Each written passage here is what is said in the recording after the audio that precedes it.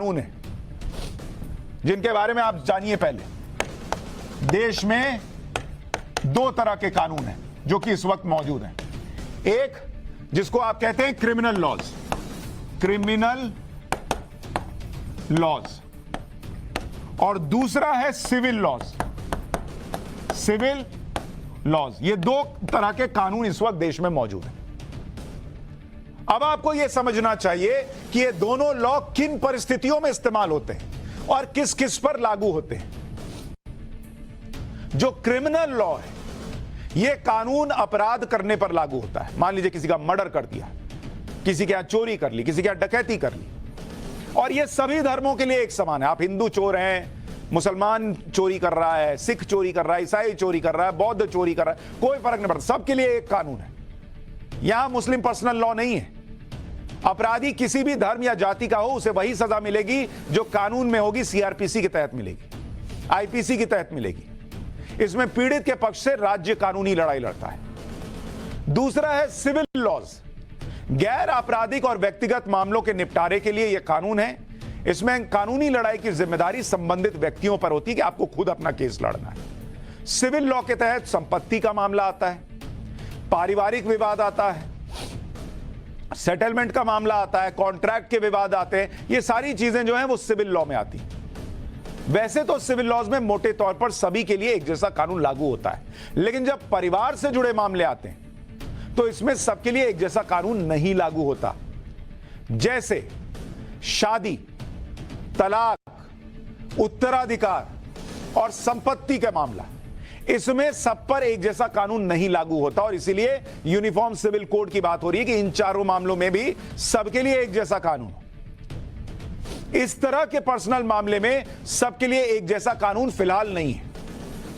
जैसे कि अगर आपको मैं उदाहरण दूं, हिंदू हो, सिख हो, जैन हो, बौद्ध धर्म के लोग हो, ये एक से ज्यादा शादी नहीं कर सकते।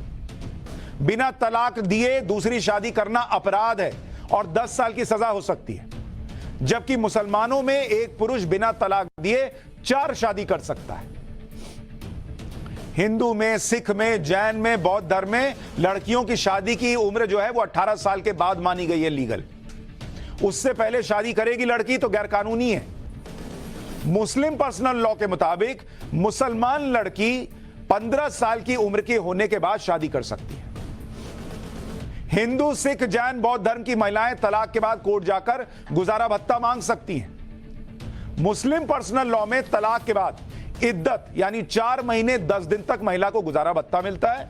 उसके बाद कोई स्पष्ट प्रावधान नहीं है। अगर हिंदू पुरुष दूसरे धर्म की महिला से शादी करता है तो उस महिला से पैदा हुई संतान को भी संपत्ति में अधिकार मिलता है। अगर कोई ईसाई पुरुष गैर ईसाई महिला से शादी करता है तो संतान को संपत्ति में अधिकार नहीं मिलता। यह ईसाइयों के लिए एक अलग व्यवस्था है।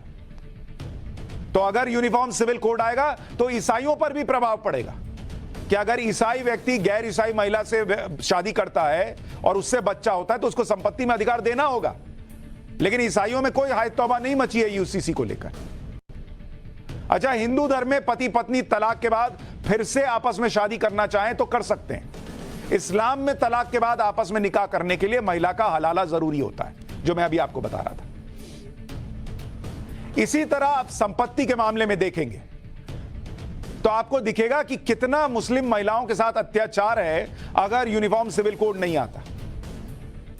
मुस्लिम पर्सनल लॉ में उत्तराधिकार और संपत्ति के अधिकार बताए गए। मुस्लिम पर्सनल लॉ में बेटे की तुलना में बेटी को आधा हिस्सा मिलता है।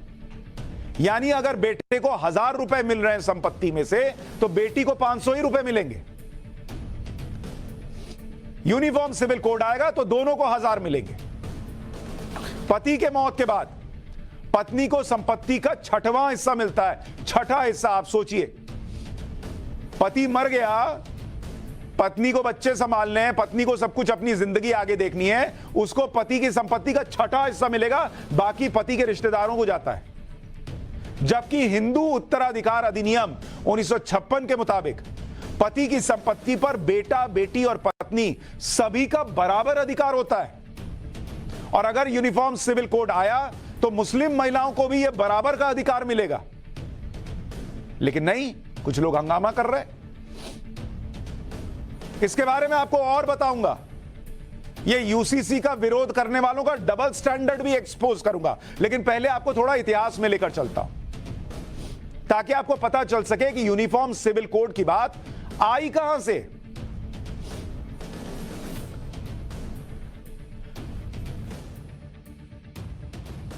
हुई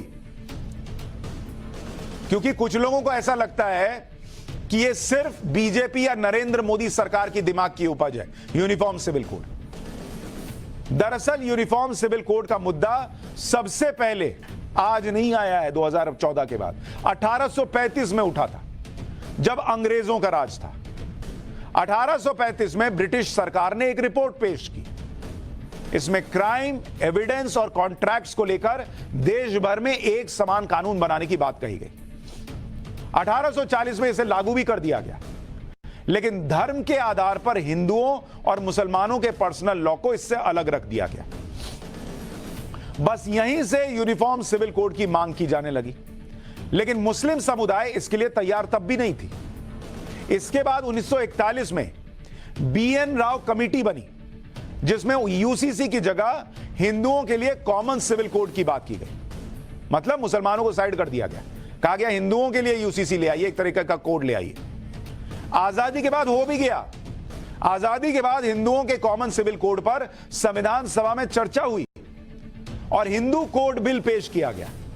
और जब मुसलमानों के पर्सनल लॉ की बात आई तो भयंकर विरोध शुरू हो गया, जिसके बाद मुसलमानों के पर्सनल लॉ की बात छोड़ दी गई। तब नेहरू का क्या किरदार था यह आगे बताऊंगा। इसके बाद 1951 में हिंदू कोड बिल संसद में पेश किया गया, जिसमें हिंदुओं की शादी, तलाक, उत्तराधिकार, संपत्ति जैसे मामलों में एक कानून बना। क्योंकि हिंदुओं के अंदर भी अलग अलग व्यवस्थाएं थी, तो उसको एक कर दिया गया। और कमोवेश बाकियों का भी यही हिसाब बैठा। बौद्ध धर्म में भी कमोवेश हिंदू कोड बिल जैसा ही मामला है, दूसरों का यही मामला है, सिखों का यही मामला है। हिंदू कोड बिल उस वक्त तो पास नहीं हो सका था, लेकिन इसी के आधार पर 1956 तक आते आते हिंदुओं के लिए 4 अलग अलग एक्ट बना दिए गए। आप यह भी समझिए कि भारत में हिंदुओं और अन्य धर्मों से जुड़े पर्सनल कानून संसद से पास हुए और उनमें समय समय पर संशोधन होता रहा। लेकिन मुसलमानों के मामले में ऐसा नहीं है। जैसे हिंदुओं से जुड़े कानूनों में एक है हिंदू मैरिज एक्ट 1955,